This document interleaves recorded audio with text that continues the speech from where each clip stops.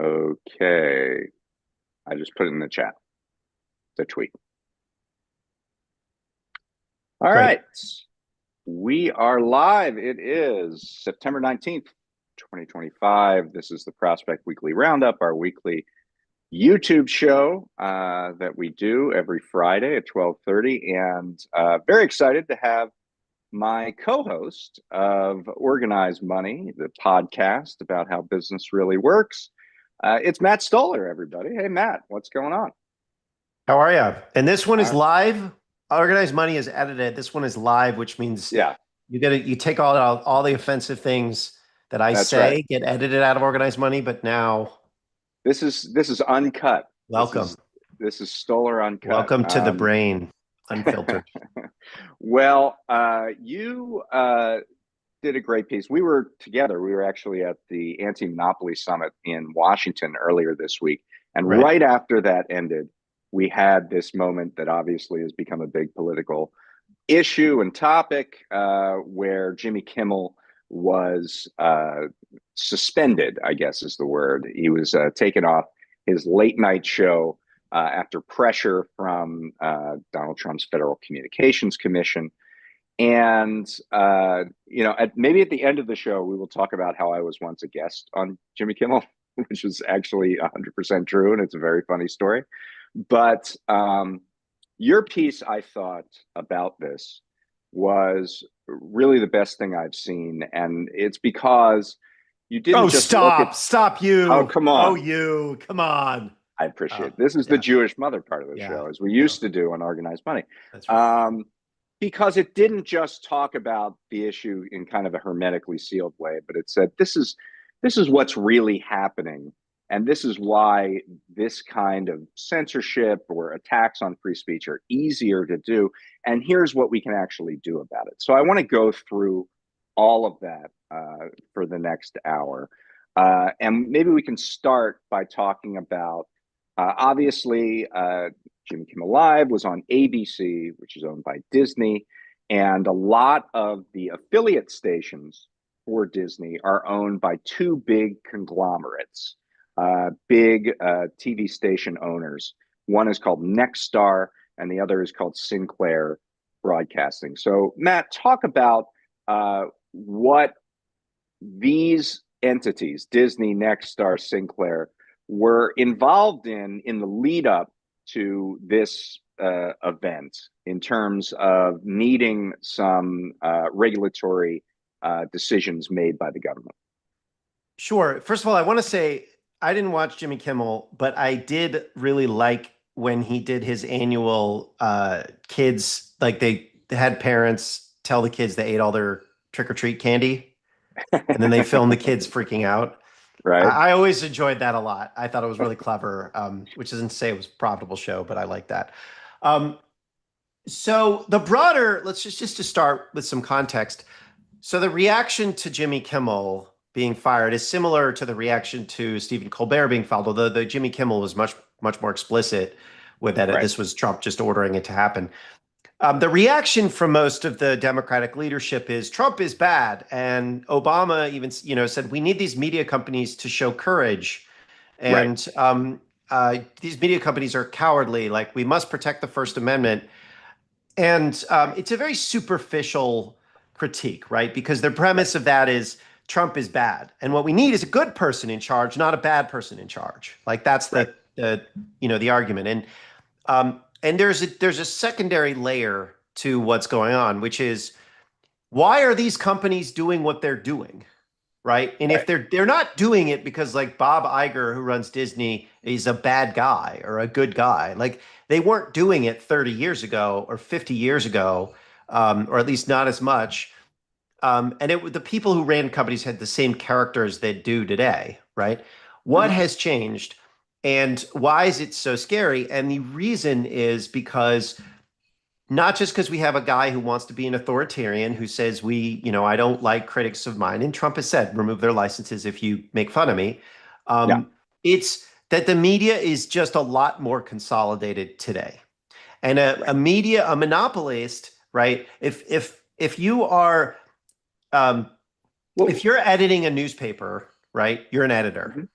if your newspaper is the only media outlet in the country, you become a censor, right? Right. Just the same thing, editing Right. becomes censorship. So the point of talking about the structure of the media is to say, yeah, you got this guy that wants to be an authoritarian, but then do you have the structure for authoritarianism to actually work? And that structure is a consolidated media, tech, broadband apparatus. And that's the deeper level that we need to talk about, which is not just is Trump doing the bad thing, right? Because Biden did some bad stuff too, right? But the question of does it, do you have the person who is just one Right. editor of many, in which case it doesn't really matter, or is it so consolidated that these people are morphing into becoming Right. official censors?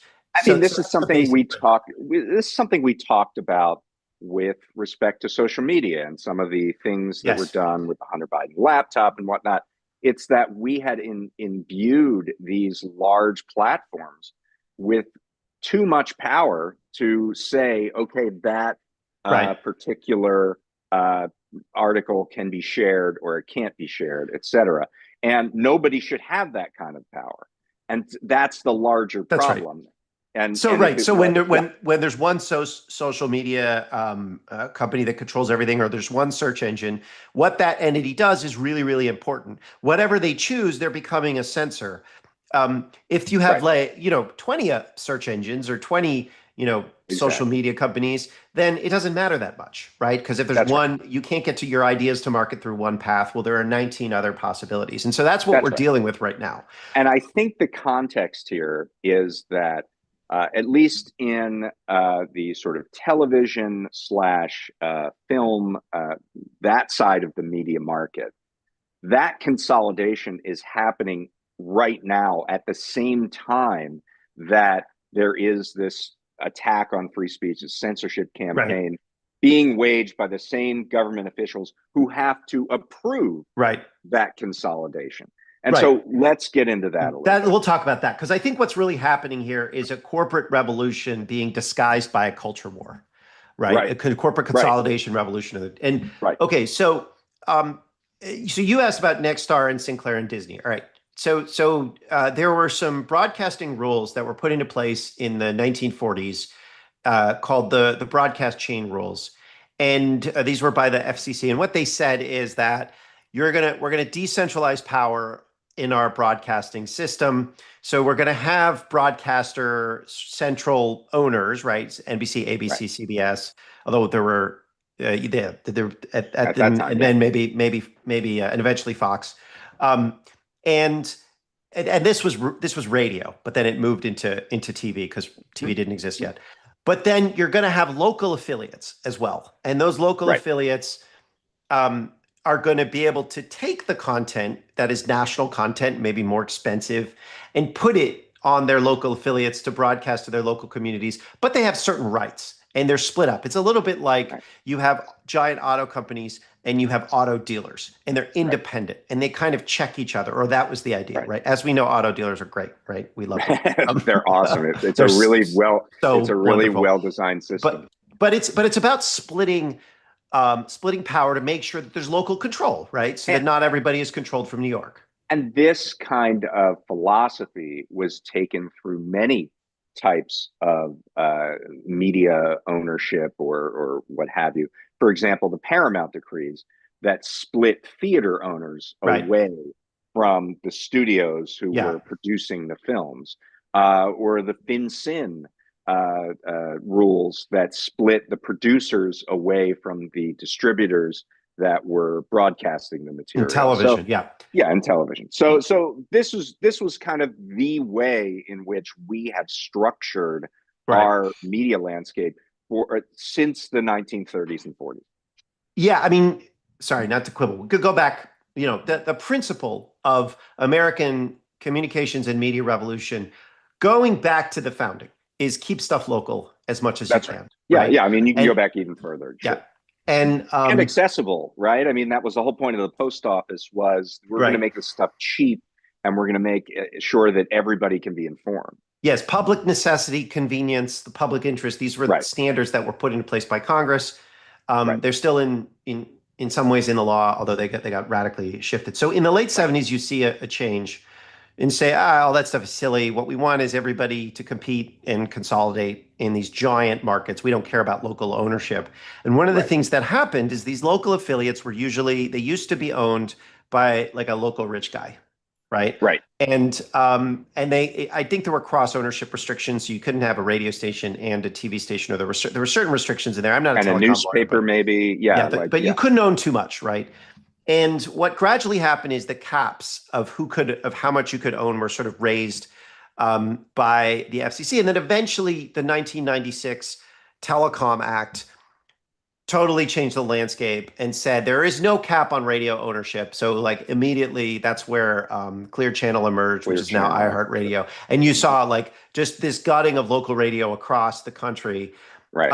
and then the ownership caps for TV affiliates were raised in the Telecom Act, and then the FCC Right. can raise them as well and loosen them. And so what's happened is the affiliates, right, who are supposed to be the kind of the representatives of the local communities, have been rolled up into these really big companies that you probably Right. haven't, they're not like household names, but You Nexstar and never would Sinclair. hear. Yeah, Right. You would never have heard of them. right. They're just the ABC affiliate in Right. your area, but they're owned by a giant conglomerate. That's right. Uh, and so Nexstar is one of them. Sinclair Broadcasting is another, and then Tegna. Tanya Oh, is a okay. third. But Tanya, there was an attempt to sell them to another company under Biden administration. Standard General, right? Yeah. Yeah, and that was But blocked.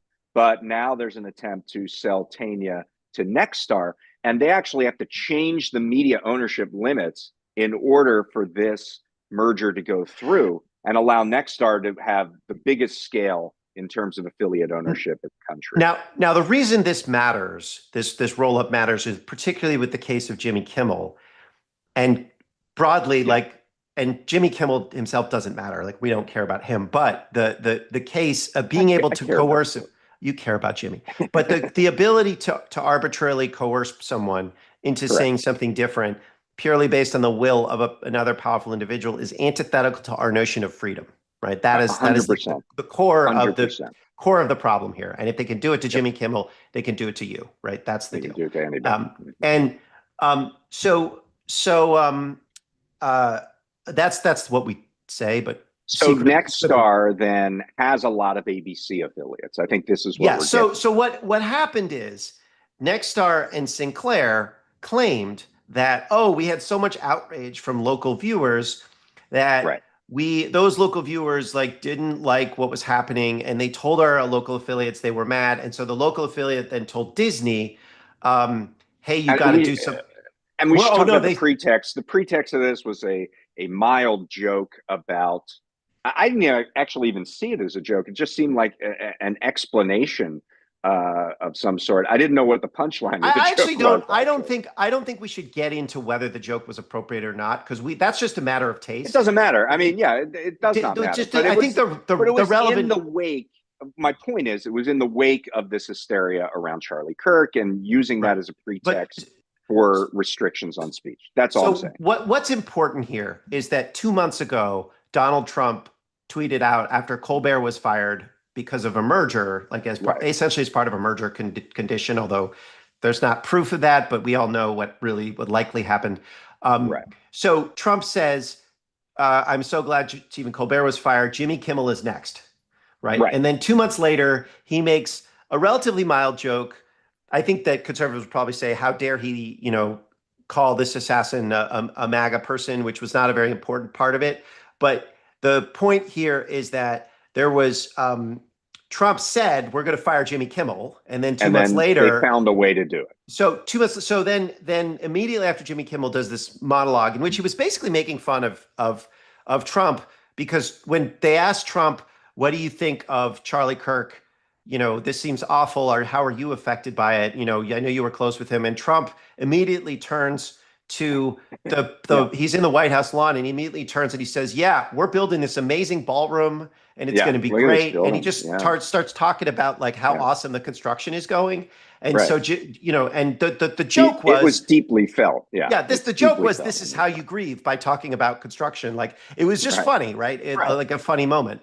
And because Trump obviously didn't care, at least when they asked Right. him, are you broken up about Charlie Kirk? And he immediately just ignores it and starts talking Right. about construction. He didn't care. That was the joke. And, you could say, oh, it was a terrible thing to say or not. But the point is that people at Disney did not think it was a big deal internally.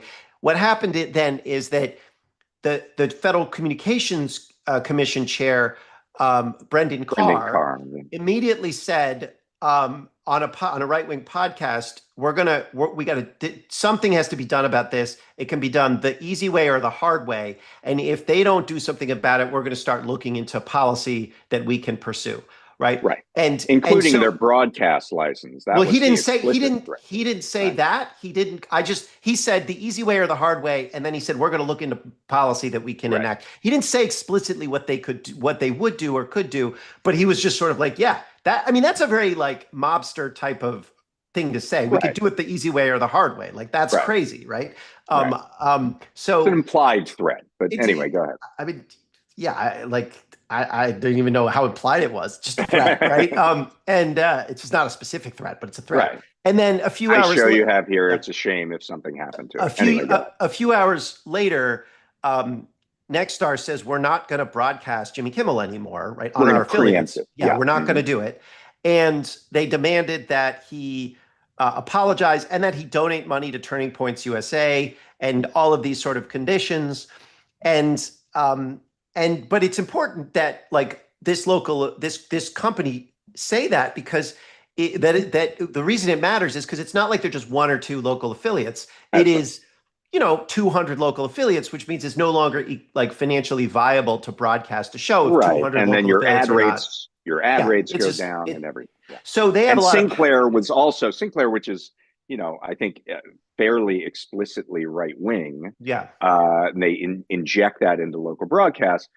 They also said they were going to preempt the show. Yeah, that's right. So you have basically the local affiliate conglomerates that are not local. They're not locally owned. They control all of this TV, and they say to Disney, "You got to get rid of this guy." Disney doesn't care that much one way or the other, except so the Disney says we're gonna suspend him. Now, the thing that's crazy here is that Nexstar is trying to buy, I think, Tenya for $6.5 billion. That has to be approved by the Federal Communication by Brendan Carr. So that's the policy lever. And Disney itself is trying to buy Fubo, which is a sports deal, and that's under investigation by the Trump antitrust division. So they have a reason for this recalls, of course, what happened with Paramount and Stephen Colbert. So Paramount was being purchased by Skydance, which is owned by David Ellison, who is the son of Larry Ellison, the CEO of Oracle, and someone who's pretty close to Trump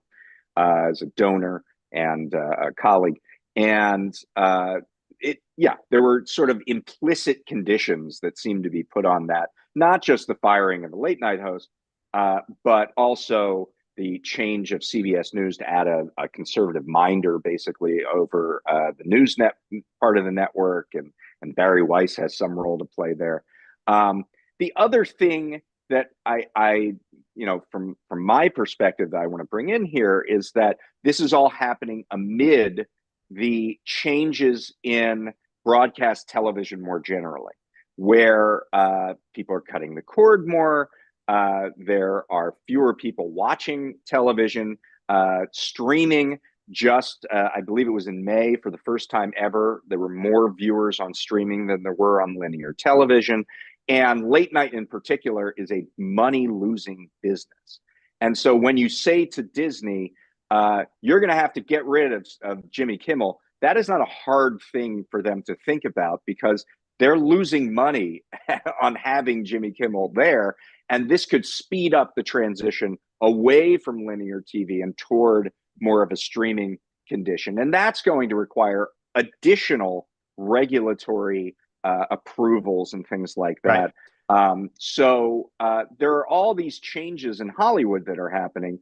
And because it's so consolidated and there's only a few people who have to make the decisions, they're very susceptible to this pressure campaign that is going on. Well, I mean, in some ways, I don't even see it as a pressure campaign from, I see it as a pressure campaign both ways, right? So obviously Trump wants to silence his critics, and that's the easy way to understand it. But what is also going on is there's a corporate revolution. There's these M&A bankers that are like, oh, cool, now's our time to just do mega mergers on everything.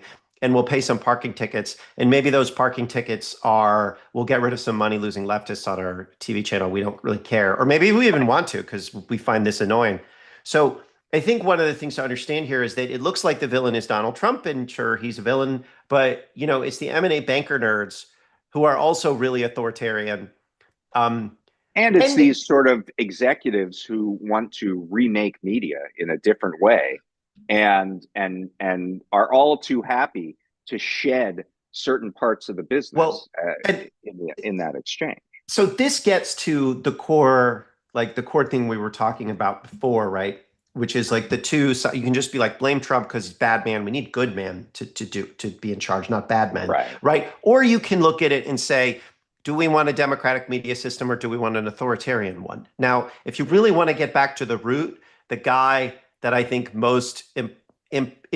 most important sort of godfather of authoritarianism here is Bill Clinton, because we're talking about the 1996 Telecommunications Act. And the 1996 Telecommunications Act, though it was part of an overall deregulatory sort of framework that existing since the late 70s and accelerated under Reagan, it really set the stage for, Right. like the 34 Communications Act, the goal was to decentralize broadcasting and the telephony and the telegraph.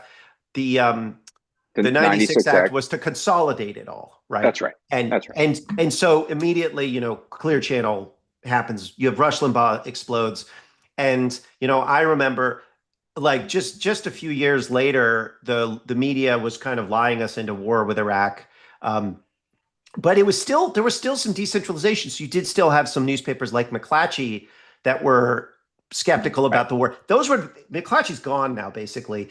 And but at the high level, you had, NBC News firing Phil Donahue, the number one show on MSNBC, because he was speaking from an anti-war right. position. And we also had Bill Maher, who was fired from Politically Incorrect for saying that, Osama bin Laden's the smart one, lobbing cruise missiles over. We've been the cowards lobbing cruise missiles, and at least he's not. And say what you will about him, he's not cowardly. It's funny that Politically Incorrect was canceled by ABC in 2001, and it was replaced with Jimmy Kimmel Live. And now that's funny. I didn't know that. These things do recur, but the media now doesn't look exactly like the media did then. It was More Perfect Union, I think, that had the statistic that it used to be 50 companies controlled about 90% of our media, and now it's 5. Right. And also we have these tech companies, which is different, right? In 2001, right. you had a lot of search engines. You didn't have social media, and we had a lot more newspapers. And today, we have there's basically no ad market anymore, except it all goes to Google and Meta and some Amazon. And everybody uses this one search engine, and basically it's like you use Meta's systems or TikTok. And that, so it is we are a very, very, very, like a far more consolidated media and tech apparatus than we've ever been. And we should add a couple ways in which that is going to go further potentially in the near future. So after brazenly breaking the law and allowing TikTok to continue as a going concern in the US, even though there's a law on the books that says it has to divest its US operations away from China, or it can't be used in the United States. Trump has postponed that 4 times, but it looks like there's finally a deal to be made to sell TikTok to a consortium, and one member of that consortium is Oracle, is Larry Ellison, whose son owns Paramount now.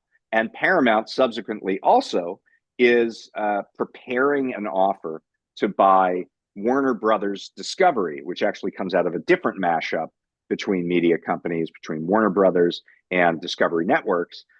And so in one fell swoop, you have Paramount, or you have Larry Ellison and his family fortune involved now in TikTok, Paramount, and maybe also Warner Brothers Discovery. That would bring the number of studios in Hollywood, major studios, down from 5 to 4.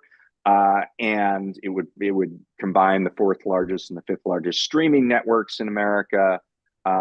It is a further consolidation above and beyond what we have right now. Okay, so let's talk about let's not be bummers. Let's talk about what can be done about this. Because Right, because I think let me just offer, like, it's shitty, okay? But this is also a teachable moment, right? and it's yeah. And so I think if you watch, say, The West Wing, right? There was a West Wing episode that was about media consolidation. And the lesson of it was, and someone was like, this seems like a problem. And someone else was like, no, there's so many channels, who cares anyway? And that Right. was the heroic thing, was to say, who cares about media ownership anyway? Because there's just so many channels, there's so much tech, whatever. And the idea, a couple of years ago when Jeff Bezos bought the Washington Post and Bernie Sanders was concerned, there was just spread mockery. The idea that, like, Yeah. oh man, like a super rich guy owning a newspaper, that's bad. Like, whatever. What a clown, that Bernie Sanders, right? And then, Jeff Bezos spikes an endorsement of Kamala Harris and says, we're going to dedicate and has basically eliminated every columnist that isn't, to that's to the left of the Wall Street Journal editorial. Right. So it's like there is this. I know I'm seeing, people who were pretty corporate, even just a year ago, saying, why aren't these companies, Normie Dems saying, why aren't these companies standing up? Like, this seems really weird. And so it is this moment that I think we can see why there wasn't any critique of corporate media. And it's because the Democrats, the Democratic base voters, I mean, leave Republicans out of this, because Republicans have a media critique that is not about consolidation. And the Democrats were just kind of like, well, things seem fine and with our media structure. And I think we're getting a real teachable moment. Now, let's say that teachable moment does translate into political action, which I am not convinced it will, but it could, and is more likely to today than it was at any point that I've seen in my life. But I'm still not optimistic about it, but is much better. What would that look like?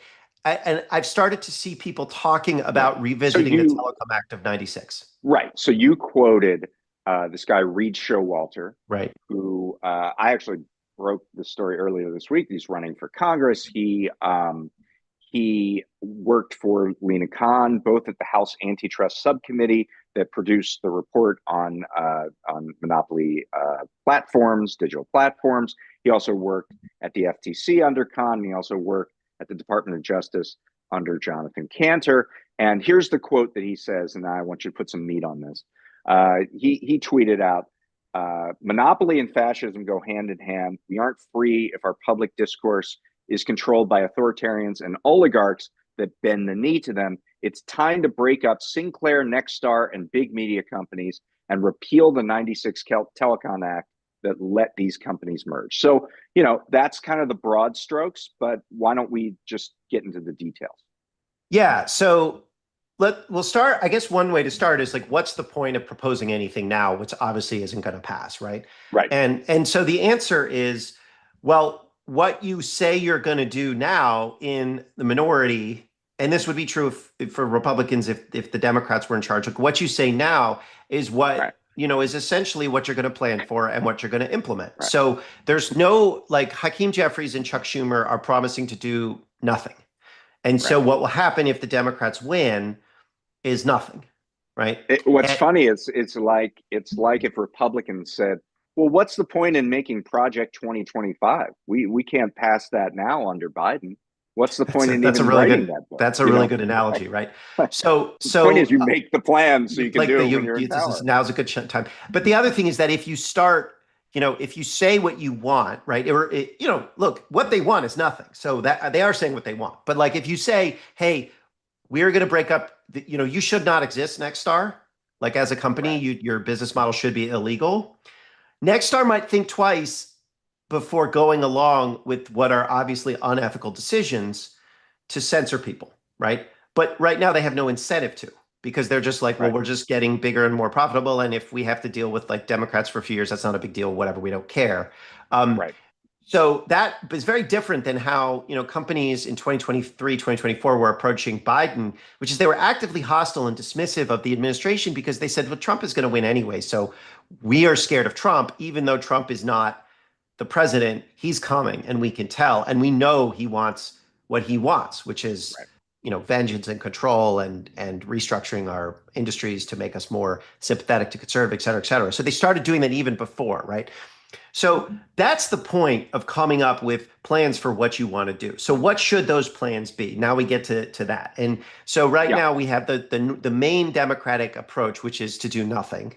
And we've tried nothing and we're all out of ideas, right? And that seems to be what everyone, that seems to be what Hollywood thinks. That seems to be what most of the liberal institutional power centers think. They're not planning to do anything. They're just sort of like protect the institutions. Right. But if you wanted to move away from that, let's say that you do believe that there's a Zoran Mandami generational shift that's happening, what would you do? What should those people promise? What should we promise, right? Or Right. or sort of work on? And my theory is we should say, all right, just like the 96 Act rewrote the 34 Communications Act, we should now rewrite the 96 Act. And whereas the Right. 96 Act was to say, let's unleash big tech, let's unleash big media. Big tech didn't exist yet, but it was, well, big Microsoft did. But like, let's unleash big tech, let's structure big media, let's unleash big broadband. We should do the opposite. We should say it's time to break up big tech. It's time to break up big media. It's time to break up big broadband. We need a democratic And, system, not an oligarchical one. and it's interesting that you put this all in one bill because ultimately it's all about telecommunications. It's all Right. about communicating to the public. Right. So let's break that down. You call it like the End Corporate Control of Speech Act or the new Yeah. Telecommunications Act or whatever. Where do you begin? Yeah. I was originally going to call it the American Communications Act, which is whatever. And then someone pointed out that the acronym is ACA, which is kind of Right. funny. Right. Right. But okay. New So, ACA. right. So, I have a sort of it's a laundry list, but the principle is take every area of information control and try to break it up, right? And if you can't break it up, then regulate it and sort of split the regulatory power so that is as neutral as possible, right? So that you wouldn't be able to pick winners and losers. That's how they did. That's how they managed broadcasting regulations. They didn't say you can regulate content directly. What they said is you can regulate structure in a content neutral way. So the first thing that I have here is just restore the local ownership of radio and TV stations, which would just like destroy Nexstar and Sinclair. It's like if you're a local radio or TV station, you have to be owned by a local person. Like it's just pretty simple. And the other thing is that if there is must-have content, this is something that used to happen. It still happens kind of on broadcast. Public interest content and things like that. Or just, television shows and you have to license that at non-discriminatory rates, right? So that's, you don't have to license it to everyone, but you have to license it to your affiliates. You have to allow for a market, and this essentially, you have to split content distribution and content production once again. I would add a corollary to this, which is that streaming networks should have must carry provisions to carry local stations. And we had that in the Telecom Act, I believe, or maybe even before. I think it was the Cable Act of 1982, said cable companies had to carry the local stations because we're moving away from cable. I don't know that there's going to be cable in 5 years. And if streaming wasn't required to carry those local stations, they might not exist anymore. And great, that might get rid of Nexstar and Sinclair, but you lose something when you lose those local channels. You lose this localism and decentralization. And so I think that these streamers need to be forced to carry these local stations. Yeah, that's an interesting point. I mean, just saying okay, Netflix, and the nice thing is cable is an old technology, whereas streaming is a new technology, and there are no limits on the amount that a streamer can carry. So, Netflix, if you said to Netflix, you have to carry local news, you have to carry local, public access programming and all this other stuff, and you set up some structure to do that, they could carry as much as people wanted to. Like, there's no limit, Right. right? So Right. now, there's like a lot of detail that you would have to put out there, Yeah. but like Yeah. fundamentally, like Definitely. I would like to be able to get local, like if there was like a local channel under Netflix, like that would be cool to see like the stuff in my area and Right. be able to communicate and get sort of I think it's C-SPAN type of important stuff. because I think what nobody is actually prepared for is the death of television. Yeah. And, you know, we're now seeing sports programming shift to streaming. And that's really the only thing holding linear TV, broadcast, and cable TV together. And once that goes away to streaming, it's just going to be a shell in Right. terms of broadcast and cable TV. And a lot of these questions that we're talking about with regard to Nexstar and Sinclair, it's all going to be kind of mooted. It's going to be Right. pointless in a world where it's just about streaming. So I think you have to prepare for that and make sure that we don't lose in this exchange the kind of localism and current affairs, local affairs, broadcasting that we've had in place for the last 50, 60 years. Yeah, I mean, actually, just thinking about it, it could be so cool to have, you could have a lot more. Like, there's no reason you couldn't have, local Little League games in your local Netflix channel, right? There's no reason Sure. you couldn't, as you just need someone to film it and make that. So you could see the creation of an entirely new set of media ecosystems, which is kind of what you want, right? Okay, so the second thing was there's a bunch of things that have to do with Google in here and big tech Mm-hmm. because those are important. Obviously, I think Important distribution channels we've been for sure. focused on antitrust, but antitrust takes a really long time, and it's way easier to just implement these things through law. Not easier, but just if you can do it. One thing is that what I tried to do with these remedies is I tried to take stuff that's developed, Right. relative, like people have thought about. So one developed remedy would be that the antitrust division looked into Google, put them on trial, and found that they were an illegal monopoly, and then came up with a bunch of ideas for how to break that monopoly. And so this new revamp of the Telecom Act just put those remedies into law, right? And those Right. remedies would be a mix of breakups and public utility rules. So you can't own a search engine and a browser because a browser is the gateway to a search engine. So split Right. apart, say you got to sell off Chrome.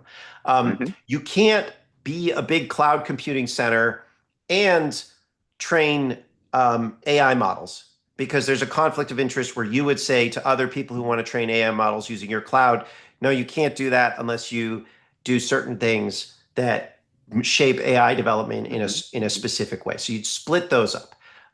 Another is to make search and search advertising common carriers. So like if they have unique data and Google has a lot of unique data because they're so big, because when you and I search, they get that information. Right. You have to find a way to, and this is something the DOJ last asked for, and actually the judge granted, they have to license that on a non-discriminatory basis to entities that want to use that information. They have to license even their own search engine. So if you want to license the Google results, you can do that, and they should have to do that. So it's kind of making search a common carrier. You should probably do that for Google Maps as well, because they have a unique set of business information and they are using that business. It's like if I am a business, I'm going to make sure that Google Maps information is accurate, but I don't necessarily care about some of the smaller ones. So, Right. so the smaller mapping companies like might they can't compete even though maybe their service is better just because they don't have access to that information. Well, they should have access to it because it's essentially a public directory. So, And then you also add in let's sort of anticipate the next area in which Google has been found a monopolist, which is in advertising technology, and let's implement. There's a bill out by Senator Mike Lee that would split off another right. structural separation, Right. splitting Google from the advertising tech. Google owns the plumbing of online advertising. So the New York Times uses Google software to manage their ad inventory. And that's another monopoly that Google has. And that's crazy because Google is also a rival advertiser with the New York Times. And so splitting all that up, there's complicated ways to do that, but it's worked out. And Amazon is doing something similar. So you'd split up Amazon's advertising and it would have some impacts on Meta as well. And then also you would say that Google does this thing, but you could see this other entities are doing something similar, but Google is really the main problem here.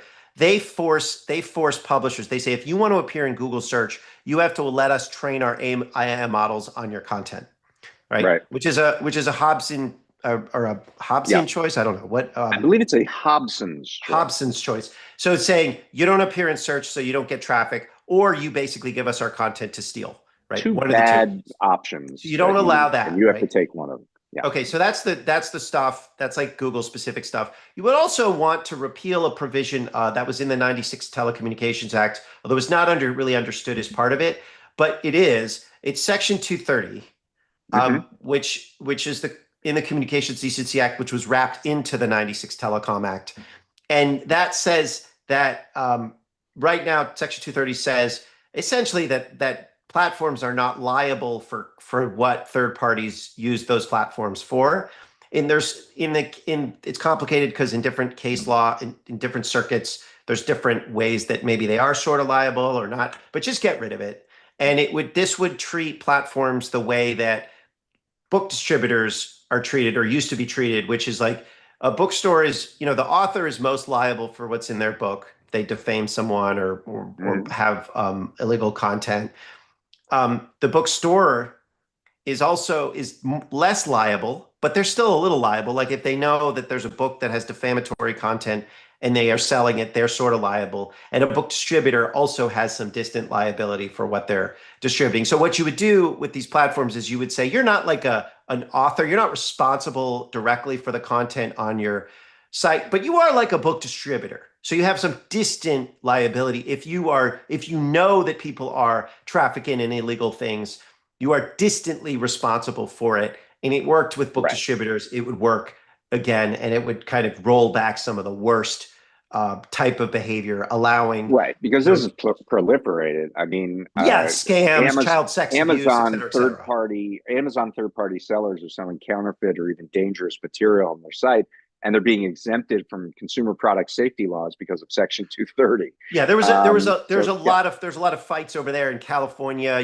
Some of that stuff is changing, but some of it's not. And I think a really good example is that there is this huge proliferating problem of military identity scams, where someone will Hmm. go onto Facebook, they will find Right. a lonely person, and they'll say, "I'm a soldier." They'll adopt someone's identity that they're not, and then they'll start a romantic relationship, get money from that person, and that person thinks that they are in love with a soldier.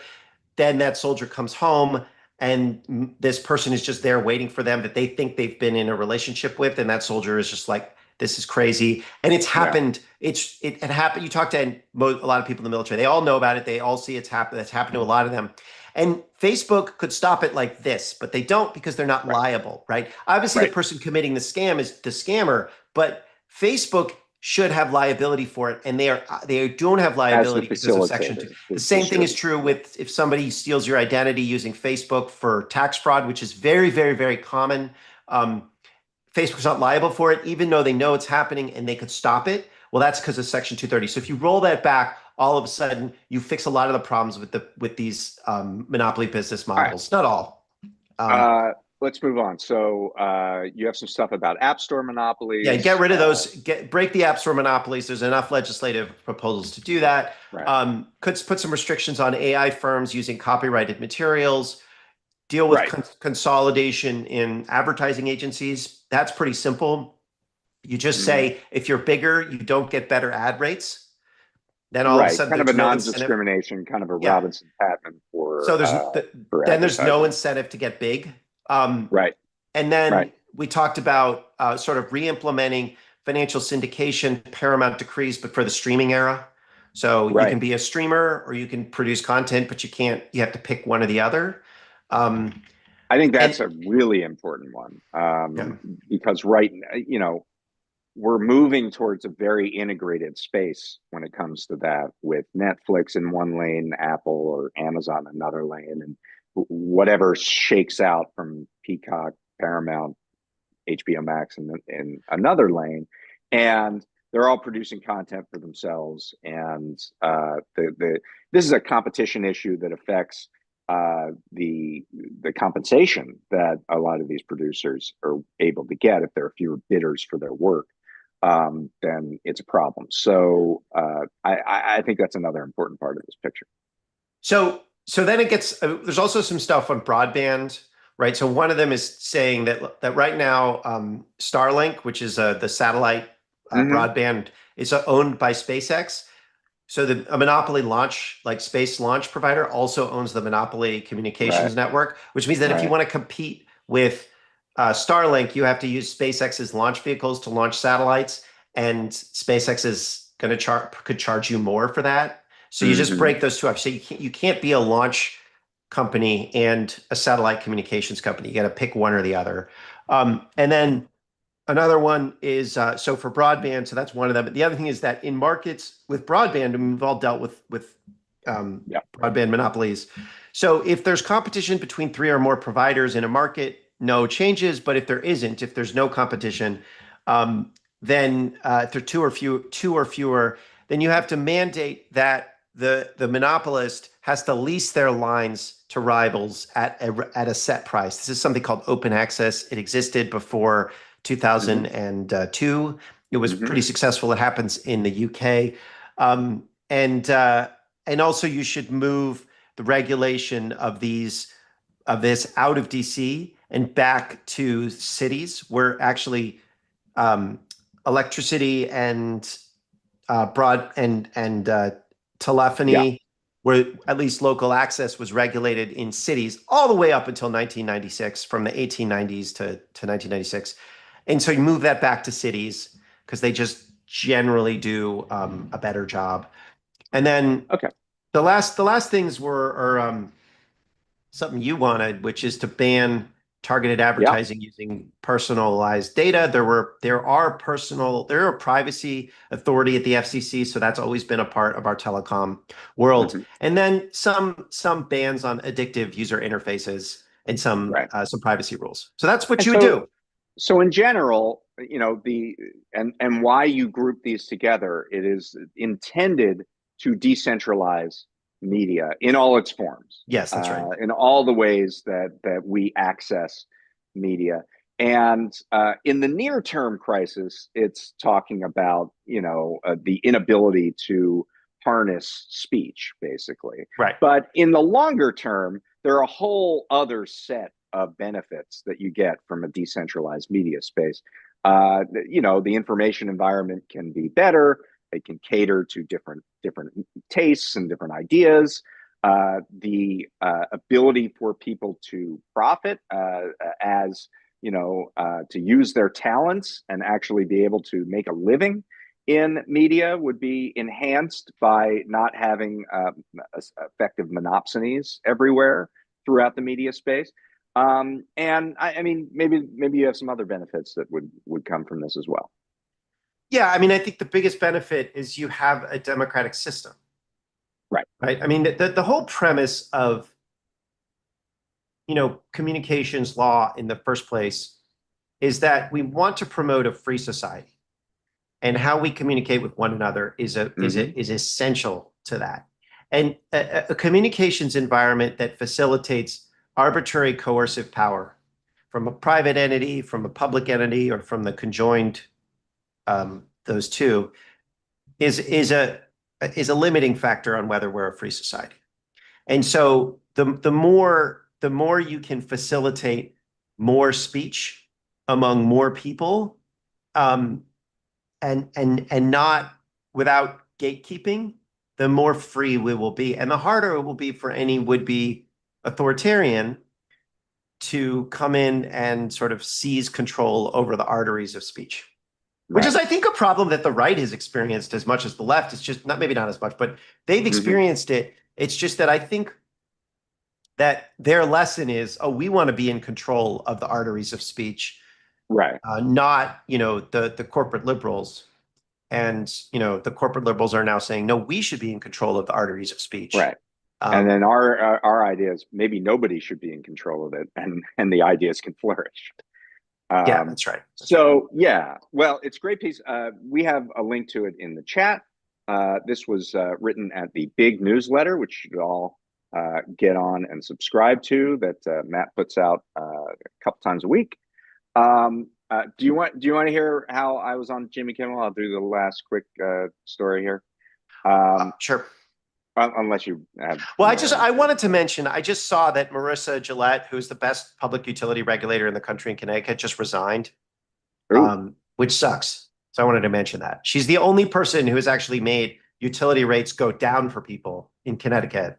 And the why did she resign? utilities got her. Hmm. They probably, the Republicans in the state legislature were calling for an impeachment. My guess is Ned Lamont lost his nerve, but I don't know, the governor. Right. Yeah, yeah, that's interesting. We're definitely looking at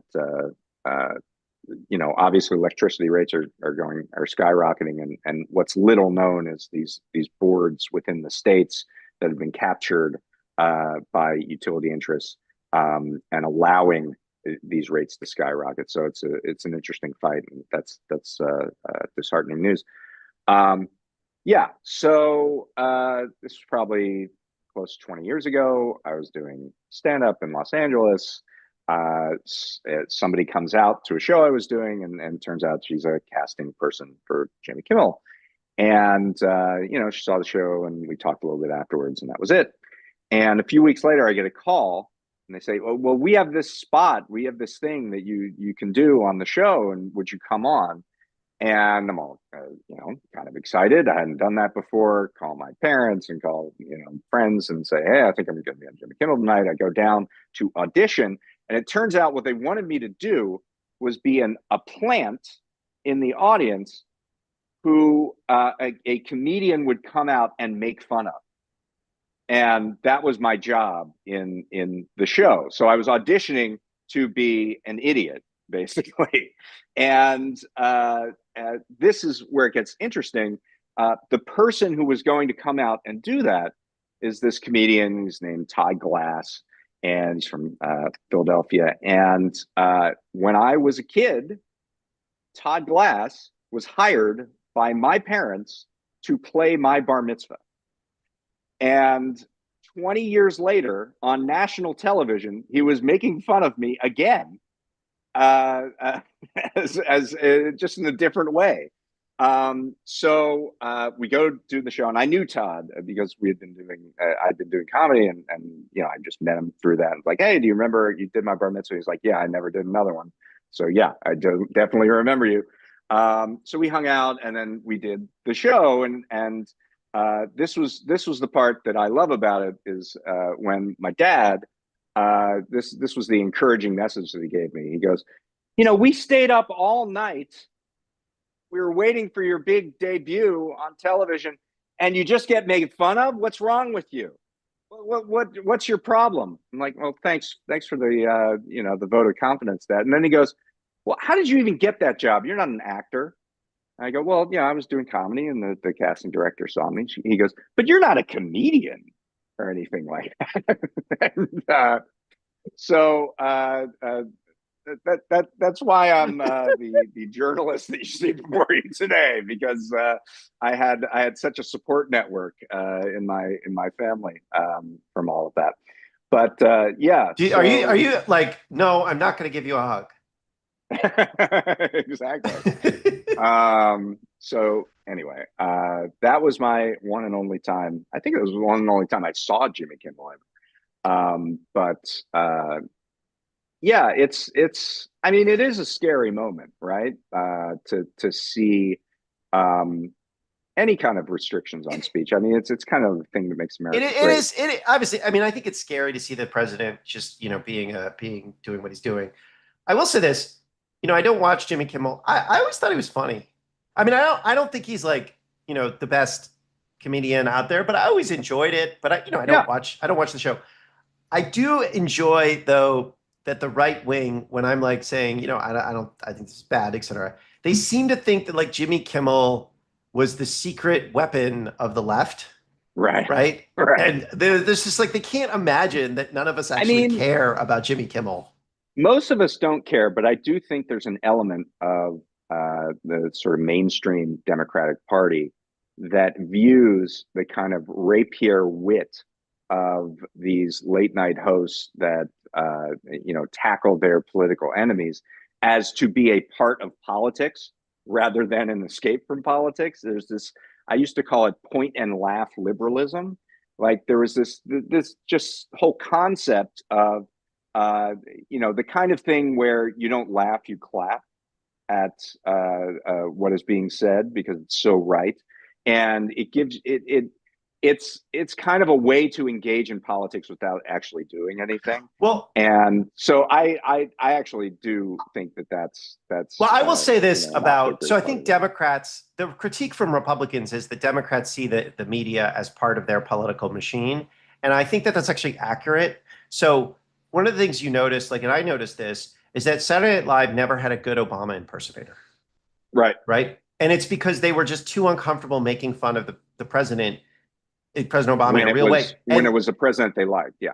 Well, and yeah, and it was a black president too, right? So they were Well, yeah, uncomfortable, like, and so that's right. the joke, the real joke, like, if you wanted to get to the core of Obama's like weakness, is that he's very self-involved and narcissistic, and it would be really easy to make fun of him in a mean way that Saturday Night Live has historically done, Right. For that, and they just didn't do it because they are part of this liberal establishment, even though like their political people are not super liberal or anything. Right. So that, I And mean, in I fact, think many were I conservative really leaders. noticed that because I really didn't like Obama for what he was doing. And I didn't know that. I you didn't didn't know know that. that. But I didn't see, like, liberals never got any kind of negative messages from the media or from, and because, and I think if you're a conservative, like I'm a populist and I didn't like it because I thought this guy's foreclosing on everyone. And the Right. conservatives were often just racist. They were just like, I don't like him Right. because he's black, right? But I think if you were a conservative and you were looking at the treatment of Obama by the mainstream media, what you would have said, Right. yes, these people are Democrats and promoting a partisan agenda, and they were not wrong. I would just say to close, and we're about to wrap up, that you know, our the way in which we conceive of free speech and the First Amendment is very unique globally. I mean, in the United Kingdom, they do go, there are police that stop people for things that they write on social media. There is there are things that you can't say in Germany and France and whatever. And I to slide into, one of the things I think that made America really great was the ability to be able to say what you want without any fear. And we're moving away from that. And we're moving away from that, yes, because of determination within the White House, but also we're moving away from that because we've funneled up the means of communication to so many few gatekeepers that it's easy for them to shut it down. And so that's I think how I want to close it. That sounds good. I have thoughts, All right. but it was a really good close. All right. Matt Stoller, thank you very much. You can catch him on the big newsletter and always on Twitter at Matthew Stoller. I'm David Dayen. Once again, we put this show up on our website at prospect.org, so you can go watch an archive of this in a little bit. And we do this every week on our YouTube channel here at prospect.org. It's youtube.com/The American Prospect, I believe is the name of the channel. And tell your friends and check us out here every Friday at 12:30 Eastern. Thanks a lot, Matt. We'll see you later.